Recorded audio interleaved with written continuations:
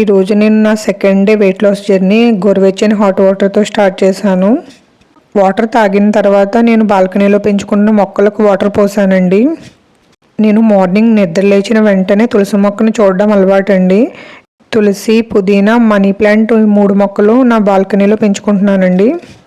రోజు ఈ విధంగా మొక్కలకు నీళ్లు పోసిన తర్వాతే మిగతా పనులు స్టార్ట్ చేస్తానండి.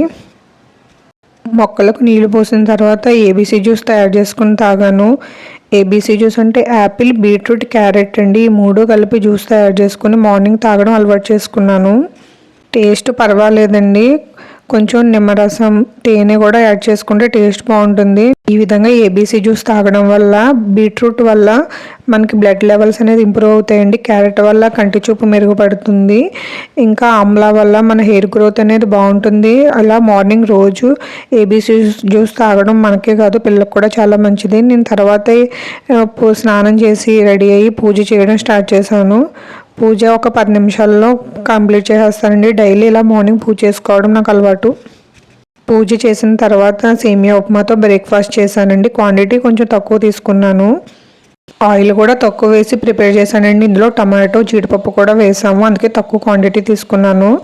తర్వాత 11:30 ఆ టైంకి అయితే నేను 2 ట్రిప్టన్ బిస్కెట్లు, డేట్స్ తిన్నాను. మనం డైట్ చేస్తున్నప్పుడు ఫుడ్ తక్కువ తింటాం కాబట్టి ఆకుకూరలో కంపల్సరీ ఇంక్లూడ్ చేసుకోవాలండి. ఆయిల్ తక్కువగా వేసి పాలకూర, చుక్కకూరతో ఫ్రై తయారు చేశానండి. మధ్యాహ్నం 1 గంటకల్లా లంచ్ చేసేసానండి. లంచ్లో ఏం తిన్నానంటే వైట్ రైస్, అవిసె గింజల పొడి, ఎగ్ ఫ్రై, పాలకూర, చుక్కకూర ఫ్రై తిన్నానండి.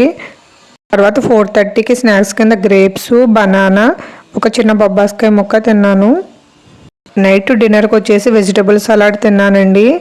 ఎలా తయారు చేసుకున్నానో మీకు సపరేట్గా వీడియో కూడా చేసి పెడతాను. నేను ఇప్పుడు ఇంగ్రీడియంట్స్ ఏంటో చెప్తాను. Meal maker, onions, tomato, carrot, ఇంకా శనగలండి. శనగలన్నీ ఉడకబెట్టేసిన శనగలతో తయారు చేశానండి. కీర దోస కూడా చిన్న చిన్న ముక్కలుగా కట్ చేసి వేసాను. ఫైనల్గా నిమ్మరసం పిండితే అయిపోయింది.